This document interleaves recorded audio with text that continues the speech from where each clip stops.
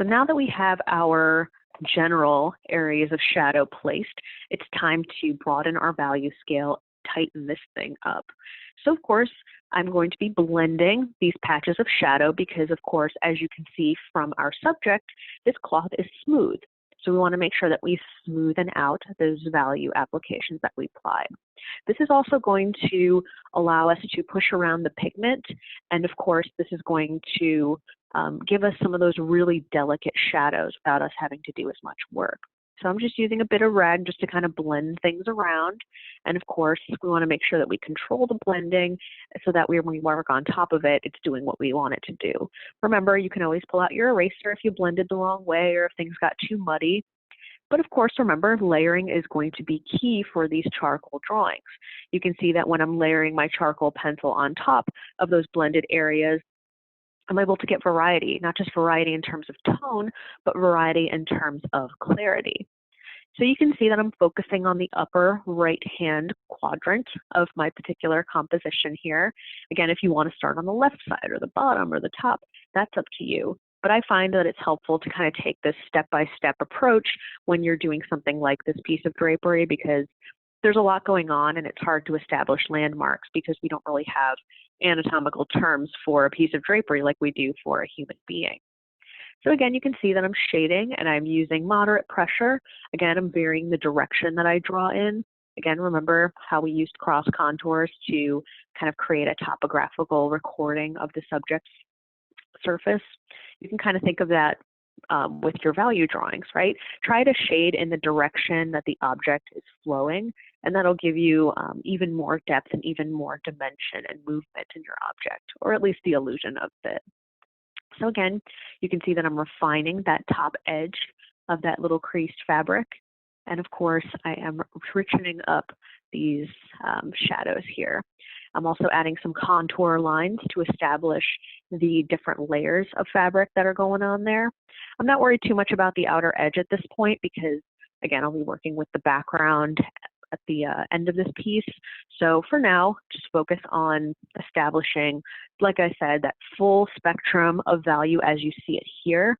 Again, within the actual object itself, we don't have any true pure blacks when it comes to our shadows. So just be careful, work your way in those middle tones and the light tones in your value spectrum within this little piece of cloth, right? You don't want to add shadows where there aren't any.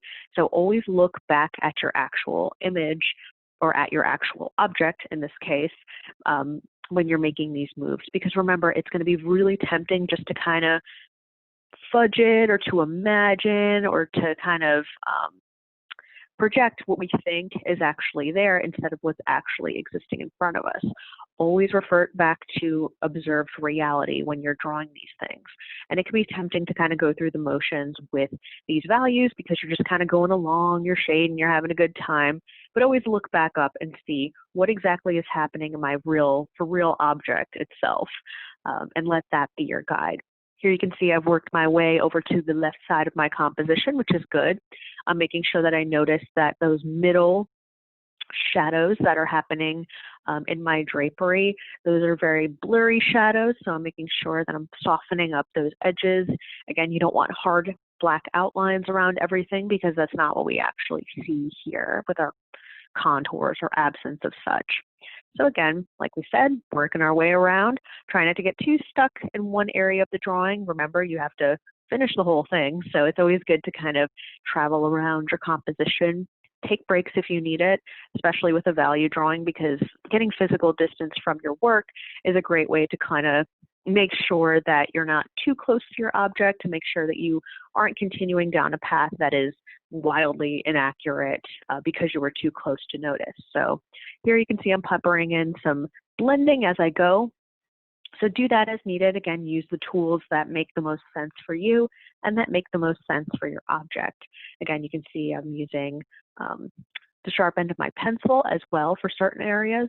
So these tools have a lot to offer us in terms of their versatility. So try to use them in a way that's most conducive to the effects that you want. If you need fine details, work with finer tools. If you need general areas, work with bigger tools, bigger tips, bigger objects to save yourself some time. So now I'm going to come back in with my eraser, or rather I'm just going to fix this a little bit here real quick. So remember, we've been working with additive value up until this time, the idea that we're adding pigment to the page with our pencils, but remember to work in terms of subtractiveness as well, right? Subtractive drawing is when you are drawing essentially with your eraser, pulling back some of those lights and highlights. Remember your 6 divisions of light and shadow. If you're looking at your drawing and you're not really noticing them, make sure that you add them in, right, according to what your actual object is doing. So again, I'm going through and I'm erasing where the blending got a little too wild. Again, look at your object, pick out those lightest, those brightest areas of your object, and make sure that those are shining through, right? Sometimes when we're blending, things can get a bit muddy, so you want to make sure to have contrast, both ends of that value spectrum, as we've talked about before. So again, I'm using my hard eraser, but you can also use your kneaded eraser if you're noticing that it's too bulky for you.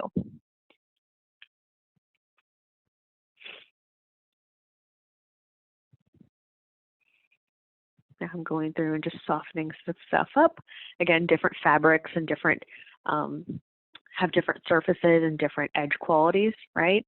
This is a relatively smooth piece of linen. So again, if you do more fabric studies and you're working with starchier, thicker fabrics, they might bend and crease a bit more, and vice versa. If you're working with something very soft, you might notice some different things going on. So now that I've established my values within my object itself, it's important to consider its context, its environment, right? And of course, you can see our background is a dark backdrop, so that's what I'm going to be doing. Again, for backgrounds or areas that are really, really dark, you can use compressed charcoal or your charcoal pencils. Here I'm just sticking with my charcoal pencil to show you that it is possible to layer and to get a really deep black with these tools.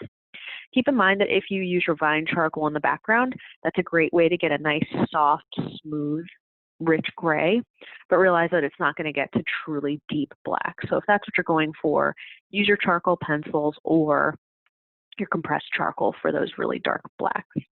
Again, I'm taking extra care to make sure that I don't mess up my object, that I'm making some nice, robust, pressure-filled movements, changing the direction that I'm coloring in to apply and add layers and things like that. And of course, I'm very cognizant of my positioning of my hand and of my pencil. I'm making sure not to drag my wrist through my piece of drapery because that will smudge all of my beautiful details, and that's bad time. So what I like to do is rotate my paper if I'm just doing things like the background. So again, that can be a very, very helpful technique if you're having trouble or if things really aren't going right. And that can kind of help you switch your wrist up and take advantage of the different things that are going on here. So again, now that I can see I'm on the side, I'm going to be working on the bottom. And of course, again, this helps my wrist avoid contact with a lot of my really delicate values, especially. Again, excuse me, some people like to apply workable fixative at different points in their drawing process so that they don't have to worry about things getting messed up or that things are protected. But again, take all precautions because we don't want beautiful values getting messed up. We don't want sloppy drawings, right? Sometimes that's an aesthetic, but in here, that's not the case, right? We have a very clear division between our object and our background, so we definitely want to emulate that within our actual drawing process. So we're going to rotate again, and we are going to get that other side of the page because, again, having a nice, rich, dark background can be a great choice if you want to emphasize the lights and the highlights and some of those softer shadows that we got going on here. Again, we want to have nice contrast within our compositions because that will allow us to appreciate not only the lights and the shadows, but it will add emphasis for our audience to really enjoy. So definitely don't forget those elements as we're going on here. And of course, like we said, we'll be smoothing this out. So if you're noticing those speckly bits, areas where you can see the paper through the charcoal, again, you can add other layers going in different directions with your pencil, going back and forth, side to side, up and down. And of course, we can blend to really richen those things up. So again, all about layers, all about process. So if things don't look good immediately, remember, trust the process. We'll get there, right? So again, I'm just going to add those little finishing touches. and then we'll be nearly done. Like I said, if you're still struggling or if you're still not sure what's possible with the charcoals, I highly recommend practicing your sketchbook, a value scale of blended versus unblended value to get a sense of what's going on your paper. But otherwise, here we go. We can see here that we have a nice, fully fledged, full range, full spectrum of value according to what we see in front of us. And we just need some minor adjustments when it comes to softening this thing up, taking extra care not to overly blend into my areas that should not be blended. So definitely take the care to notice that as well. So otherwise, we are done with this particular value exercise.